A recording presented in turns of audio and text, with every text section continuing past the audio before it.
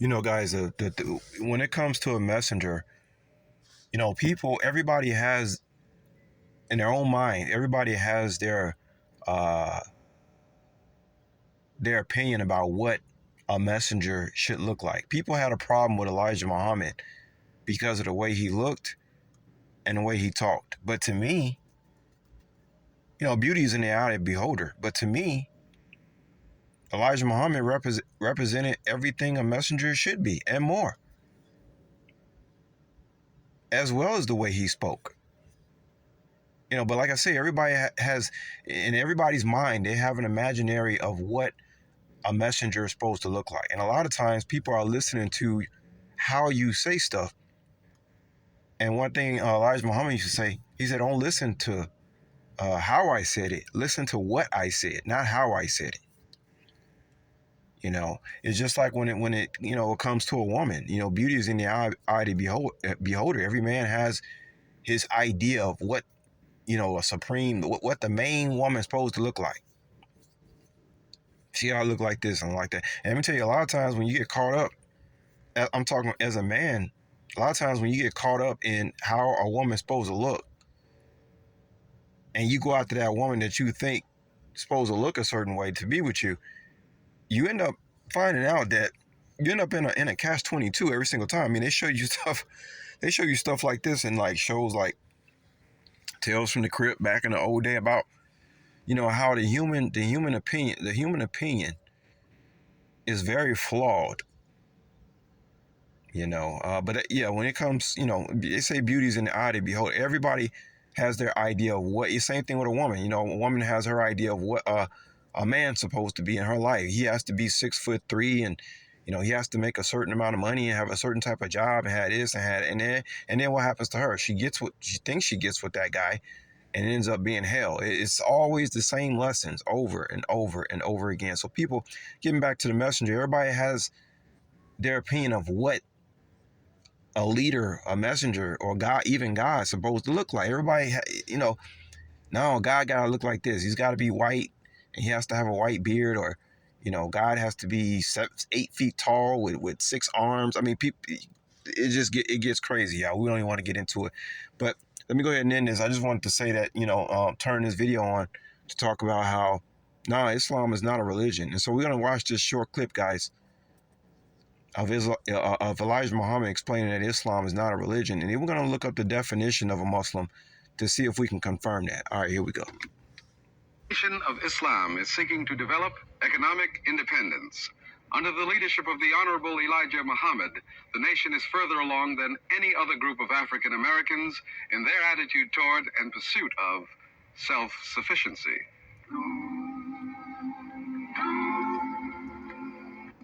Differentiation. Has been the thing is that Islam is basically the true religion for black people. It is the very nature of them. It's not a religion. Islam, we refer to it as a religion. And that's the holy one.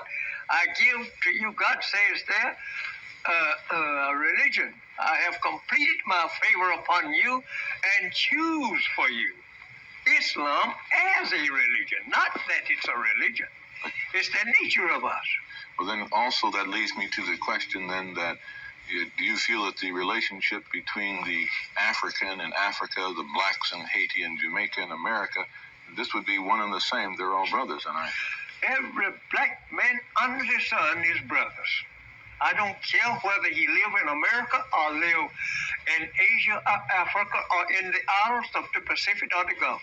Mr. Muhammad, in another area, it's been said that the Muslims in America, and I'm speaking primarily of the black, generally do not participate in politics. Now, is this something that is true, or do Muslims participate in politics as a voter, as a participant, as an elected official? Muslims have politics, as you know. In the Islamic world, they have government, and all governments have politics. But the politics of the Muslims is different from the white people's politics in a way. They base their politics on the Quran, the law. They get it from Quran to run their government. Here in America, we are not yet an independent people here owning any land at all that we can collab on. This is what we are asking for. We're asking for land of our own. Well, do you feel, excuse me, did you feel that, I was speaking primarily when you mentioned the black man in America should find some place where he could set up his own nation. I was thinking of a large area where all of us could go to be in the nation of Islam. You find that on the last page. Yeah, so we're gonna stop it right there, guys. I wanna well, I tell you guys, you know, back in this time, you know, the issue was with blacks. But now here in 2025, the same issue that was once confined to what black people are going through, now every American is facing it. What they got the saying now, own nothing and be happy, right? Everybody's facing that dilemma. They don't want nobody to own no land in America, not just black people. No, they want everybody in like these I don't even know, condos, you know, these, I call them, you know, I call them I don't know, the ideal life of a human being, man, is not to live in a high-rise building or a condo in a little hole in the wall. You know, people want to stretch their arms out and be free. Matter of fact, guys, I was out someplace a couple of days ago, guys. I seen some stuff I didn't even know even existed. I seen old homes in the suburbs that were on like 2 or 3 acres of land. Each home was on 2 or 3 acres of land. And I just told the Holy Spirit, I said, now that is what I want right there. That is what I consider something that I could raise a family in and be content and have joy. Okay? I hear all this talk about happiness coming into the, you know, lives of individuals and stuff like that, chosen one. I hear all these videos every single day hearing the same thing over and over and over again. But I went out, and I do enjoy hearing that. But I just want to tell you, when I went out there, what I saw that day out there, those homes on it, first thing I thought about was, see, that's exactly how people supposed to live, just like that. I mean, guys, they had, in the neighborhood, they had fishing. You could ride your bike. Your kids could run out, you know, run outside. It was plenty of land for your dog to run outside, and you didn't have to put it on a leash. Your cat can be outside. Wasn't no danger. Again, they have fishing. You could barbecue. Ain't no HOA telling you can't go out there and barbecue on your own property. These people, it was, guys, I'm telling y'all, excuse me, it was about 1 acre. I'm exaggerating. It was about 1 acre per house. That's pretty big. If you know what an acre looks like, that's big. It's huge. And the thing that tripped me out was that usually when you go out in the suburbs, you know, homes are like new. These homes look like they were made in the 60s. So I was surprised that things hadn't changed, obviously, in that area over the past 50 years. And I said to myself, man, I wonder, could I get a house built in this area? Because obviously the land was good. And I just said, man, see, that's, you know, I don't know what's the plan, guys. They call this the last days. I can't put my hopes up in material things when you got every single whoever prophet talking about we living in the last days. And I'm sitting up here thinking about being a millionaire and buying a house and having a family on 3D Earth. I don't know, guys. Honest to God, I don't know. It's not a lack of faith. I'm just saying, on everything that I was taught growing up about the reality that we living in and everything. I mean, and you don't even have to be taught nothing growing up. You can just open your eyes and look around you and say, do you really think we can you think we can look forward to the future, to raising a family after everything that's then went down? Maybe. I mean, God can make anything happen, right? But I'm just saying, in my own natural mind, you know, I say, man, I see it really would be a surprise. Like the Bible say, eyes have not seen, ears have not hear. You know, nothing's impossible with God. Of course. But the way this thing go, you get up every morning and get to watch bad news on TV, man. It makes you really question, like, what exactly am I supposed to be looking forward to? Because whatever I'm supposed to be looking forward to, that's so good, it can't be on.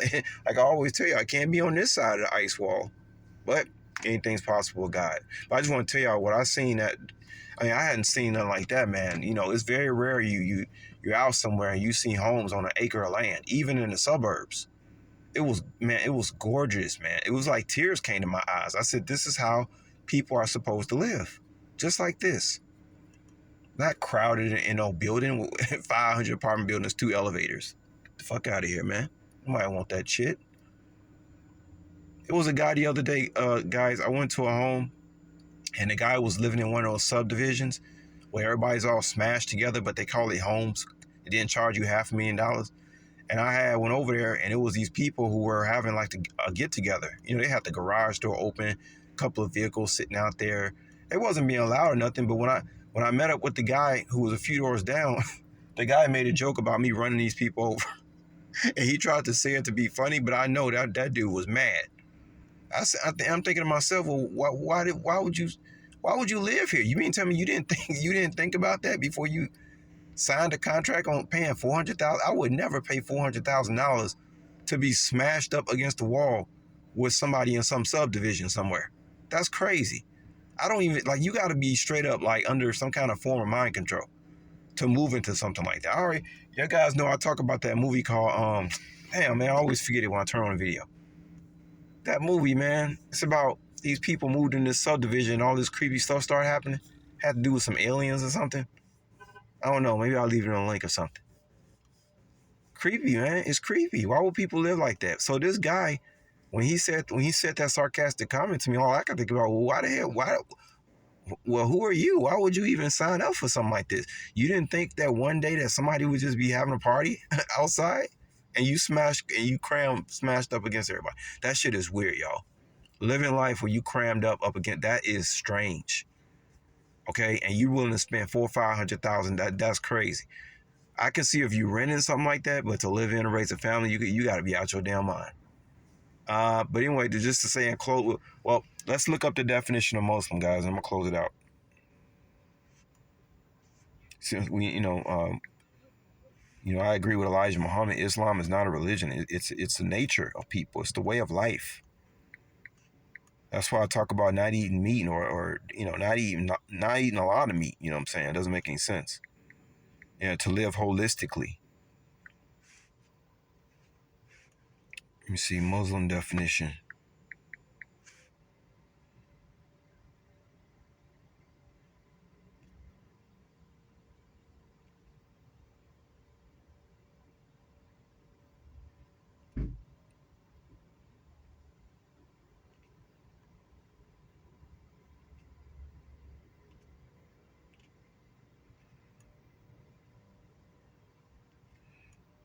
This is not what I seen. Hold on.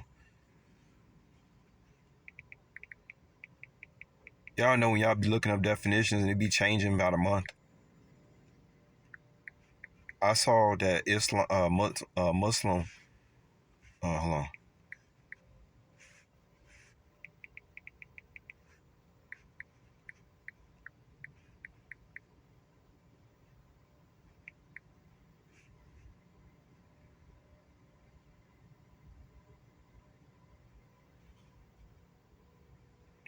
Let's read this right here. It says, while the literal meaning of Muslim, one who submits to God, which it does mean that also, doesn't directly translate to holistic, Islam is described as a holistic way of life, emphasizing a balanced approach to physical, mental, emotional, and spiritual well-being by integrating all aspects of life as an act of worship.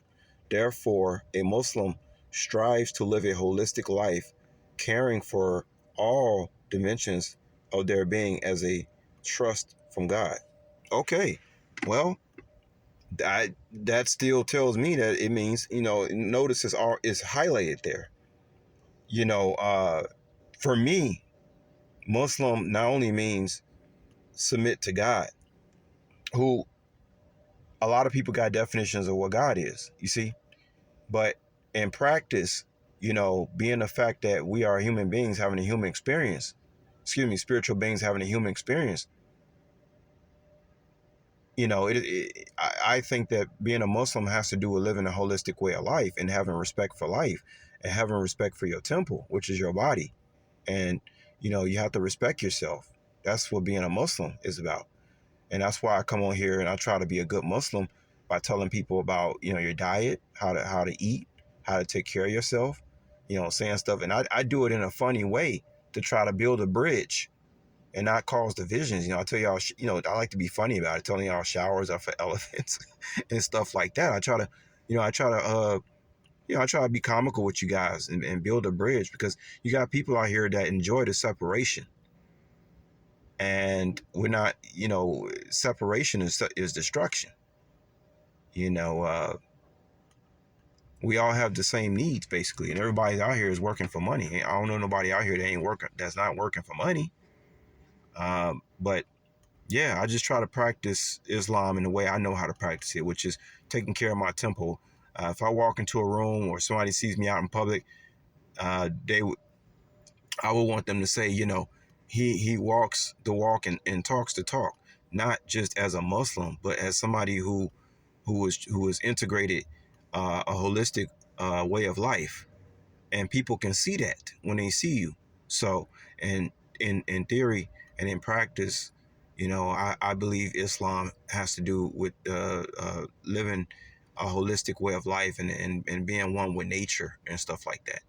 And like 13 Sun said, that does not involve eating animals. I don't care how much you want to beg the universe or come up with these scriptures that say we're supposed to be eating animals. The ancestors never, they did not, my ancestors did not eat animal products, okay? And animal products are not healthy for you. It's just not. I don't care what you say. It causes inflammation. It causes premature aging. It causes heart attack. It causes a lot of things. Now, am I gonna stop eating meat? Hell no. Y'all might see me munching on a steak tomorrow tomorrow night. It just depends. But one thing I do know, it's not a smart idea to be eating meat every day, not even every other day. It just goes, and that's just like everything else, man. You gotta take everything in moderation. I'm not gonna come on here and say people shouldn't be smoking or people shouldn't be drinking. I'm not that kind of person. You have to do things in moderation, and you have to do the best you can to live at one with nature.